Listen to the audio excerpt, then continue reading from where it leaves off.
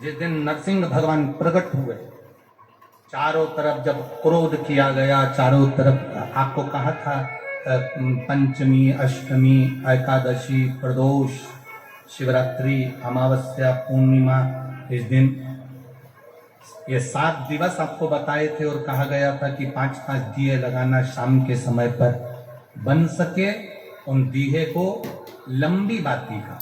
कौन सी बाती का? जम के बोलो जरा। लंबी बाती का। आपको पहले भी कथा में कहा, लंबी बाती का जो दिया होता है, लंबी बाती का जो दीप होता है, वो दीप हमारे जीवन में वंश की भी वृद्धि करता है। इसलिए हमारे यहाँ पितरों का दिया, देवी जी का दिया, नवरात्रे का दीप, ये सब लंबी बाती के लगते हैं। तो लंबी बाती का जो दीप होता है वो हमारे यहाँ वंश की भी वृद्धि करता है, लक्ष्मी की भी वृद्धि करता है, सुख समृद्धि। और अगर मान लो भूल से हमारा कहीं पैसा अटक गया और वो व्यापारी नहीं दे रहा, तो लंबी बाती का जो दिया होता है वो पैसा भी हमारा वापस लौटा कर लाता है। इसलिए लंबी बाती के दीप का स्मरण करा।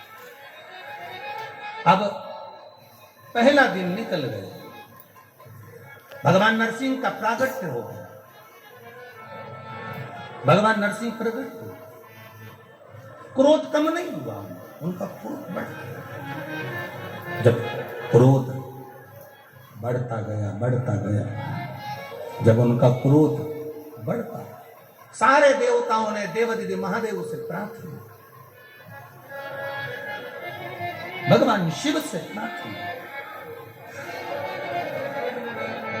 भगवान देवाधिदेव महादेव से निवेदन करा, प्रार्थना करी, बाबा, ओ बाबा शंकर भगवान देवाधिदेव महादेव, मेरे शिव, मेरे ओघड़दानी, मेरे त्रिकालदर्शी, मेरे कैलाशी, मेरे अविनाशी। मेरे शिव ने पूछा, क्या बात है, क्या हो गया? प्रभु, बात केवल इतनी सी है, आपसे निवेदन केवल इतना सी। नरसिंह भगवान को क्रोध आ रहा, और नरसिंह भगवान को क्रोध आ रहा है। नरसिंह जी को जब क्रोध आ रहा है तो आपसे केवल प्रार्थना इतनी सी है कि आप नरसिंह जी के उस क्रोध को समाप्त करें। पूरा अधिक मास का महीना पूरा की पूरा निकला, अमावस्या का दिन, श्रावण का मिलन। आपको कहा था वो दिन बड़ा महत्व का होता है। सुनी थी कथा? कौन से फूल को चढ़ाने का बोला है? कनेर का पुष्प। कितने लोटे जल?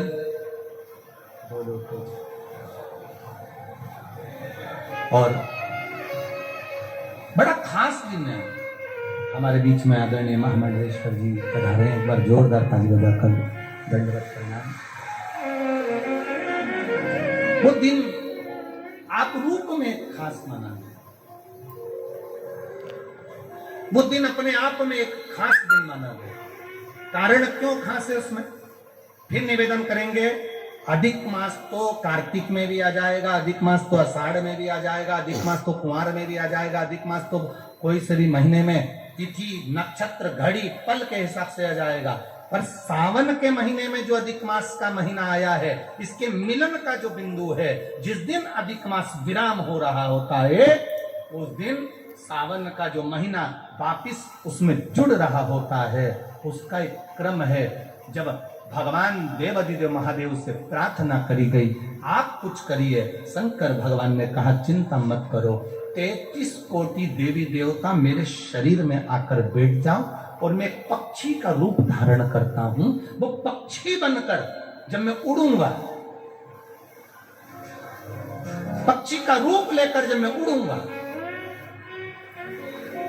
और उड़ते हुए पक्षी का रूप धारण कर नरसिंह भगवान को अपने पंजे में पकड़ूंगा और पकड़कर नरसिंह भगवान को उत्तराखंड की अलकनंदा नदी में ले जाकर डाल दूंगा।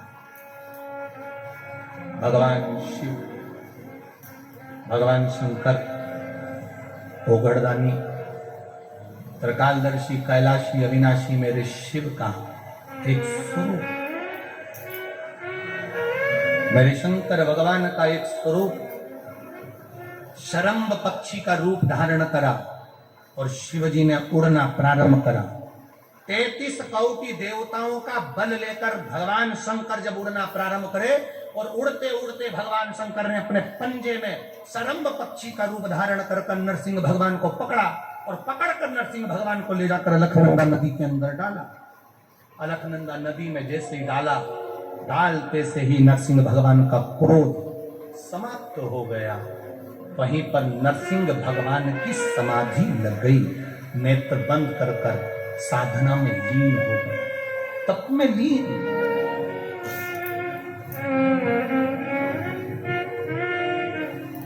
और नरसिंह भगवान की तप साधना, नरसिंह भगवान की समाधि, नरसिंह भगवान की तप साधना वहां लग गई।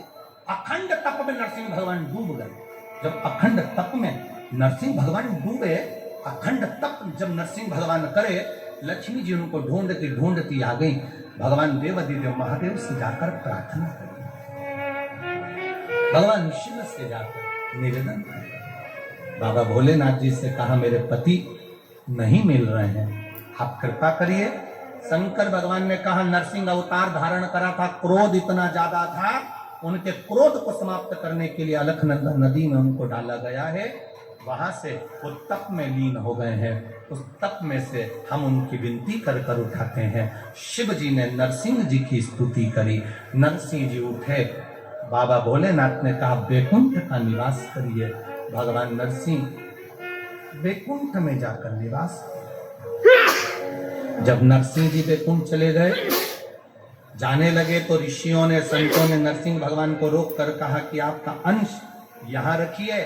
नरसिंह शिला के रूप में बाबा देवाधिदेव महादेव की कृपा, नरसिंह शिला के रूप में अलकनंदा नदी में आज भी नरसिंह भगवान विराजमान है। कभी आप लोग बद्रीनाथ जाएं तो पुल पर से जब बद्रीनाथ का दर्शन करने के लिए जाते हो, राइट में जो ताप्ती कुंड है जिसमें गर्म पानी होता है, उस कुंड से बिल्कुल नीचे की ओर देखोगे तो एक नरसिंह शिला मिलेगी। ये नरसिंह शिला का बड़ा महत्व है। दो चीजों के लिए नरसिंह शिला बड़ी महत्व रखती है।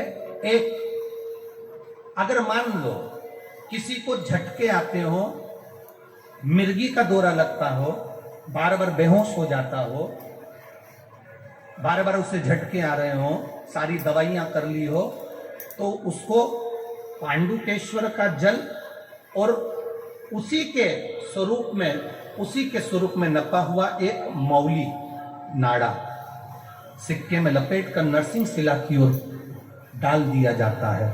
महाराज उसके बाद उसको झटके आना बंद हो जाते हैं, उसको फिट आना बंद हो जाता है। नरसिंह शिला का इतना महत्व।